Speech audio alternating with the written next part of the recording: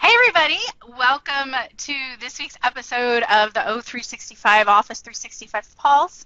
Tom and Adam and I are happy to be with you. We don't have a ton of updates this week, but we thought we could start with the things that have launched.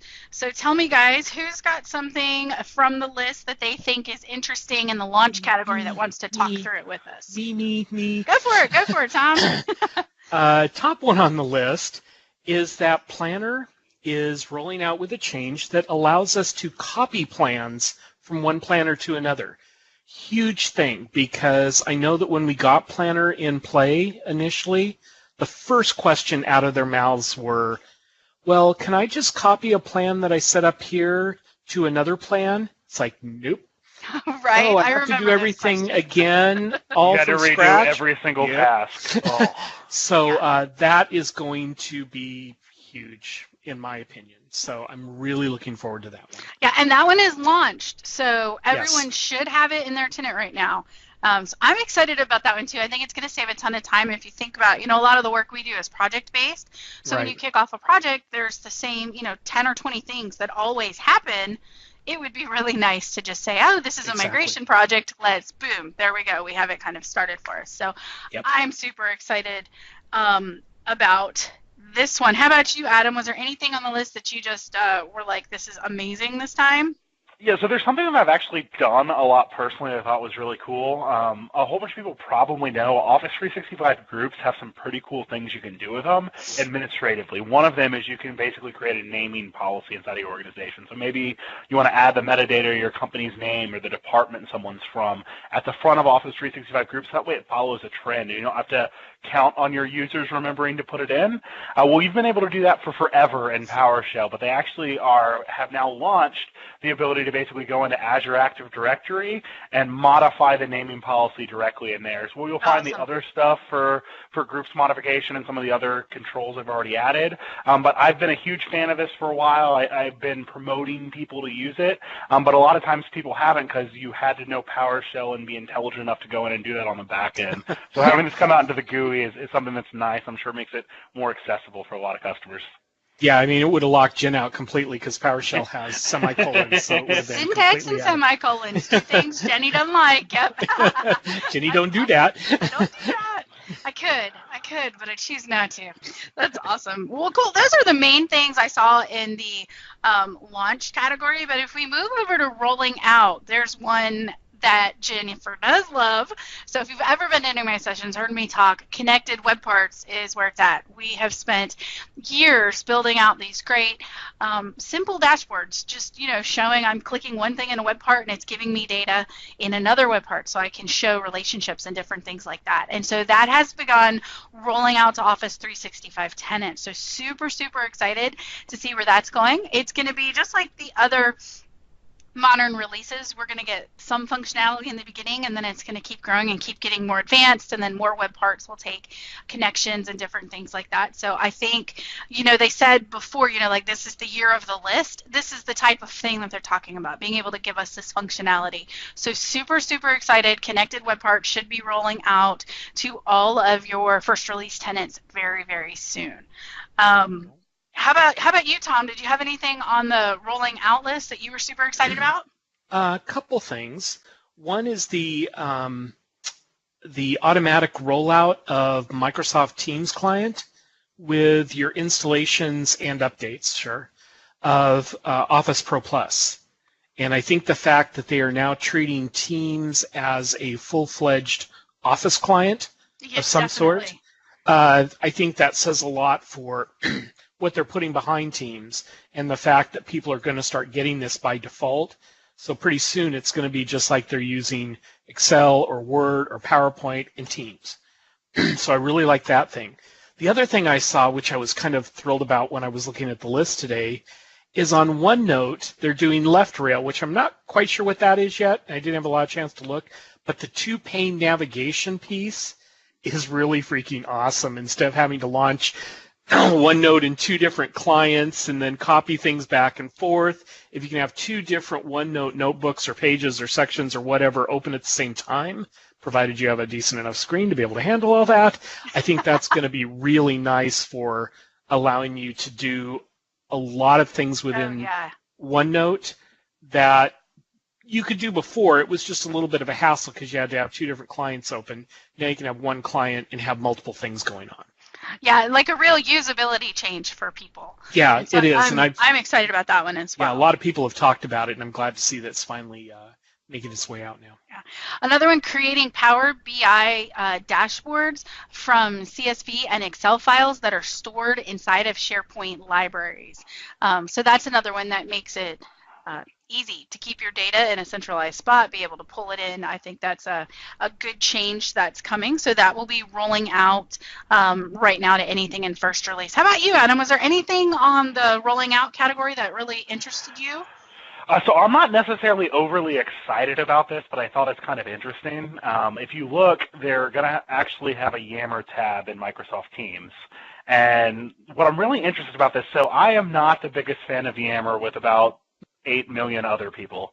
But Yammer itself is kind of interesting, and Microsoft, it's for certain people, they really like Yammer and what it can do. But one of the things that I've always found limiting about Yammer with Teams is you had to make a choice. You either got an Exchange parts, an Exchange mailbox, or you got Yammer with it. It was one or the other. I'm really interested to see, can you take a team that already exists, that has Exchange parts associated with it, and still add tabs from Yammer into it? If so, I think that potentially opens up the conversation, or at least opens up the possibility that some organizations that are maybe interested in Yammer but haven't fully, taken the plunge to at least try it out. So I honestly don't know what that answer is. I guess we'll see once it actually goes full live for everyone. But at the very least, my interest is peaked there, just because I never really bought into Yammer, probably because I'm a male guy at heart.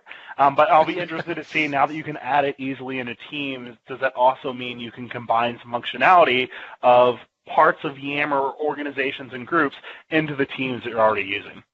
Now, I would assume, just to clarify, you meant that you are an email man at heart, not a mail man at heart, which could open up a whole different discussion. I don't know. Maybe I'm just, repressed. I'm not judging. To be a postman. I'm not judging. I've just never fulfilled my dreams. Just making the statement there, okay?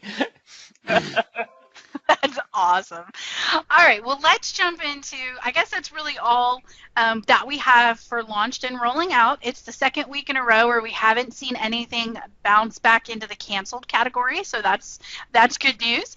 But let's talk about what's in development. And so there's really too much for us to cover everything that's in development. So I know, Adam, you had a couple when we were talking pre-meeting, so why don't you go and tell us a couple of the ones that you were really interested in that are rolling out into development, and then we'll toss it over to Tom.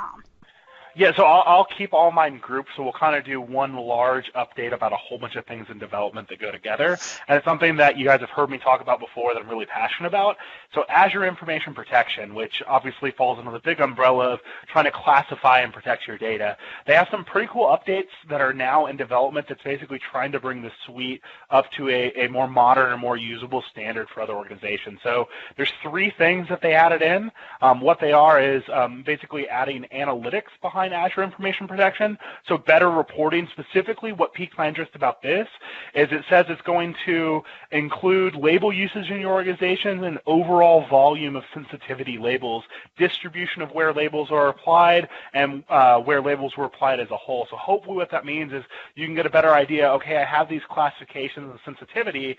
Is this department using it the way that I would expect? Cool, HR has a whole bunch of labels, which I would think, but legal only has 10% of their stuff labeled. Maybe I need to go and check them up there. So I like the reporting and analytics side of that. I think if what you're concerned about is compliance and security, this is going to give you tool sets to make sure you're doing what you need to do. Following back on that, there's a couple else. They're adding a unified labeling client. All this really means is they're basically giving a client that's going to do labeling of sensitivity labels from the Security and Compliance Center all into Microsoft 365. So they're unifying what you see in Azure, what you see in Office 365 into one centralized experience, which again, I think is a good thing. And then finally, for the devs out there, they're actually going to start doing some stuff on Microsoft Information Protection, Azure Information Protection, and the graph. So if you want to develop your own reporting, your own information around it, or you wanted some sort of automated process and you had the developers on your team to do it, you're going to be able to take the Graph API, which is obviously the API that Azure and Microsoft uses as a whole, and actually do some stuff with AIP and things like that in it too. So for the people or large organizations out there that actually have that dev power, pretty cool that you're going to be able to extend it out into labeling and protection and sensitivity stuff as well. Nice. That's awesome. That's all really good stuff. I'm excited to see those changes. I think they're going to be super, super impactful to a lot of our clients out there. So I have 2 things on the list, but I'm going to let Tom go first because I can't remember which one on the list he said he was going to do, and I don't want to cover his item or steal his thunder. So Tom, I'll let you go first, and you can tell us something on the in development list that you might be excited about. So she's going to let me make the mistake and steal her thunder, and then I'll be at blame here. I like that. Oh, no one's at blame. It's all good. A couple different things, and one of them is kind of grouped into a bigger grouping of a few different items. But one is new mobile app releases, and that sounds very generic when you look at the description. But what they're talking about when you look at the further information is uploading videos to Stream from your mobile device or recording new ones using the Microsoft Stream mobile app. I think that is really cool because now, instead of having to worry about being in front of your computer or having the camera for the on-scene location, heck, iPhone, boom, there you go, you got your video, move it up to Stream, and you haven't had to use 2 different hardware platforms to get there. So I think that's really cool. Plus, they're still talking about using channels and groups to manage and also having interaction with Microsoft form quizzes in Stream videos. That one I'm real curious to see how they pull off, right. But I think that would be interesting. The other thing I wanted to mention is that it looks like they're doing some work in using probably more analytics in being able to look at your documents that you have out there and figure out, one is called time to read and inside look to files. So it can tell you, hey, this Word document that you're looking at, it's going to take you 15 minutes to read, and here are the key points, which I think that is really cool. They're also taking some of that information and putting it now out on the hover cards. So when you're on your site and you see the big little, God, that was great. You see awesome. You see the big square, the little panel on your page. It's going to have some of that information. So I think that's kind of cool to see where that's all heading to. And also on top of that, and I think this is probably somewhat tied, is they've got one that's called Recommended View on Web. And apparently this is a new view that they're going to be adding that goes out there. And it's probably Delvish in nature to say, for me, if I look at the recommended view, it's going to show me what are the items that are probably most pertinent to you based on who you interact with, where you work, what the department is, the whole bit. So I think that's kind of cool to be able to push content that may be of interest to you further up on the list in a delve-like fashion, but maybe not in such a way that people are like, oh my God, look at everything I can see. This is bad. It's like, no, they gave you permission. It's okay. I think it gives you the delve experience without some of the initial scare of the delve privacy, which isn't a scare, but some people freak out on it. Yeah, no kidding. No kidding. Yeah, so since I, wanted to be a mailman in my former life, I will say I think of this internally as kind of like focused inbox, right? Like when they came out with focused inbox, it brought up the stuff that was important that you interacted with regularly, that was relevant to you, and you can still look at the other stuff, but it basically made you more efficient. What I'm thinking this is going to be, once we actually go through and get our hands on it, is I go and look at my OneDrive. It's not going to show me the one random screenshot I took a year ago and it doesn't matter anymore. It's going to be the stuff that I've uploaded recently. It's going to be the stuff that I'm actually interacting with pretty heavily, and I think that's pretty cool. And I know personally, I don't know about you guys, but I use Focus Inbox and think it's amazing, and I kind of almost been like, man, I don't know what I'd do without it. When at my old job, I used to get like 400 emails a day. Without Focus Inbox, it would have been a nightmare. And so going through and having something like this that's going to translate out into OneDrive and stuff, I think is really, really cool. I can That's imagine. Awesome stuff. And Tom, I'm happy to report you didn't steal my thunder on Yay! either item. We're good there. We're good there. So I get to stay on the webcast. Yay! Always, Tom. It's okay. You can always steal my thunder. But I have 2 items that I think are really exciting. The first one is going to be able to manage your planner task inside of Microsoft ToDo. And Yes. so that is in development, and that is going to be super great because one spot to go get my task. That means I can do a personal task of I've got to go pick up the kids from school today, or better yet, the ones I always forget are like band concerts and choir concerts. I can put those into my to-do. I can, it's not that I have to go to the thing, but like you need a permission slip by then and all that family stuff that I do that I mix in with the real world, that I can put into do, but then I can see my project task at the same time. So any task that I have to do, I can manage my own just from one location. And so I've talked to a lot of people that have wanted that. So super, super excited to see what that looks like. That's in development. I think that'll be a game changer for task management. So super excited about that. And then the other one is just a usability thing across teams. And so let's say that I own a team and I'm the administrator of the team and I'm running it, and Adam is in my team. And Adam decides that Karen needs to be added to the team.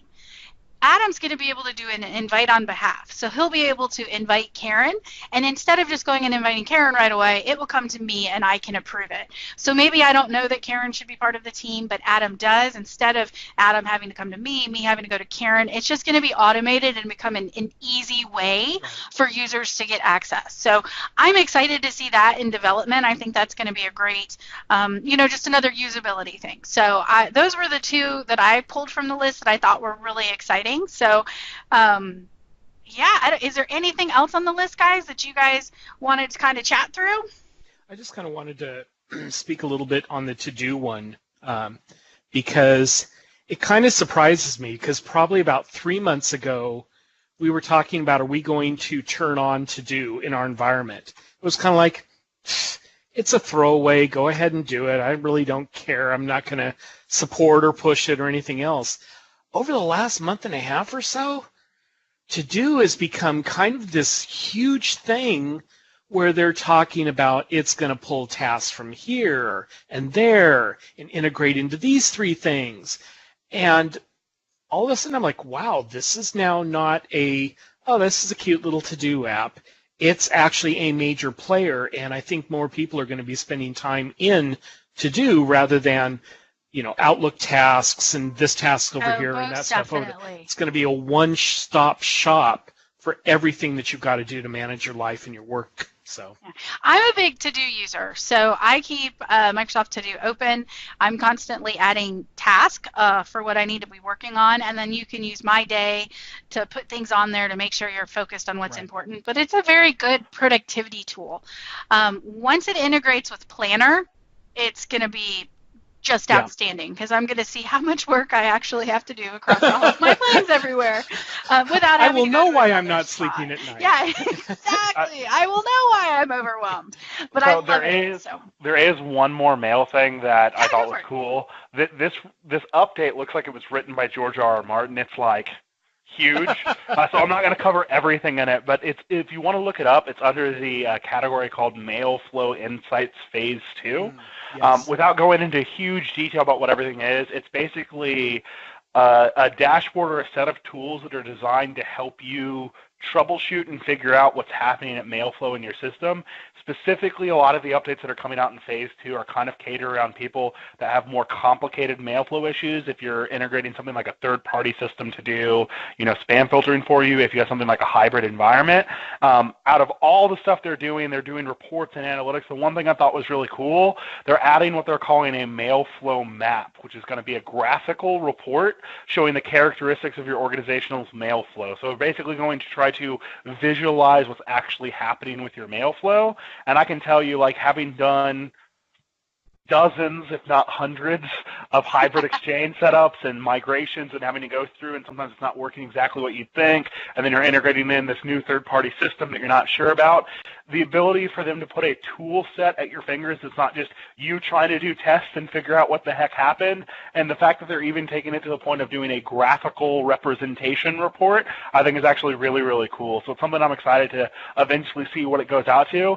And I honestly think big picture-wise, and again, like, I have a soft spot for email because, again, that's where I come from. The fact that they're taking this to do graphical representations of what's going on, I almost see this as like almost the future of where some of these self-help tools are going to go. It's one thing to just give you raw information, but to actually start to visualize what's happening and put it in what you'd see as a normal like architectural diagram. I think that specifically for smaller organizations that maybe don't have a larger IT team and project managers that can build out these pretty Visio diagrams and stuff, I think that's awesome. I think it's something I'm really, really excited to see Microsoft doing, and something that I hopefully will see becoming more common as we go into stuff in the future. So that as a whole, when I read it, I was kind of like, that's actually cool. It's one of those like kind of like aha moments for me. So really, really cool update. I'm excited to see what it actually looks like when it comes to live. Definitely. We've got some management in our structure that we always laugh because we're looking at a new tool. The question has to be asked, but yes, are there charts and graphs? Something like this is going to be perfect. The person I'm thinking of specifically, he'll be like, I need to bookmark that on me because I'll be looking at that 16 times a day to see how things are running. So it's a good thing. That's funny. All right, guys. Well, I think that wraps up this week. Next week, I am going to be out of pocket, so Tom and Adam are going to take over for me. But it was great having you guys with us again. Hopefully you enjoyed these updates, and we'll see y'all next week. Bye.